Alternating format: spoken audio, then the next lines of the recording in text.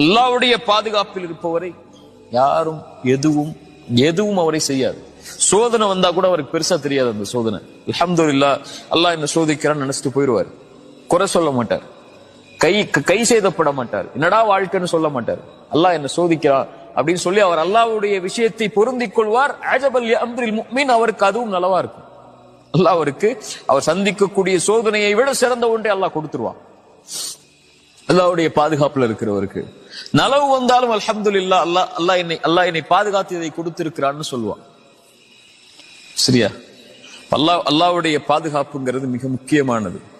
அதான் எனக்கும் உங்களுக்கும் நான் சொல்றது. அல்லாஹ்வுடைய பாதுகாப்பை கேட்டுக்கிட்டே இருக்கணும் அல்லாஹ்ட்ட.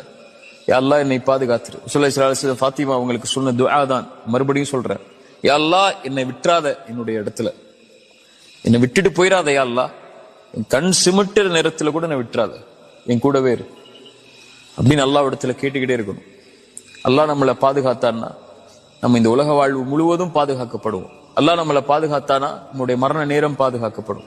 அல்லாஹ் நம்மளை பாதுகாத்தானா கபருடைய அந்த நிலைமை பாதுகாக்கப்படும். அல்லாஹ் நம்மளை பாதுகாத்தானா மஹ்ஷர்ல எழுப்பப்படும் போது பாதுகாக்கப்படுவோம்.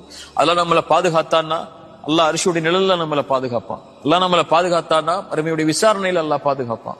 அல்லாஹ் நம்மளை பாதுகாத்தானா சிராத்துடைய பாலத்தில் அல்லாஹ் பாதுகாப்பான். அல்லாஹ் நம்மளை பாதுகாத்தானா சொர்க்கம் வரைக்கும் அல்லாஹ் நம்மளை பாதுகாத்து கொண்டு போயிடுவான். இதான் உன் இடம்னு சொல்லி அல்லாஹ் நம்மளை பாதுகாக்காமல் விட்டான்னா உலகமே ஒன்னு சேர்ந்து நம்மளை பாதுகாக்க நினைச்சாலும், நமக்கு உறுதுணையா நிக்க நினைச்சாலும், நமக்கு நல்ல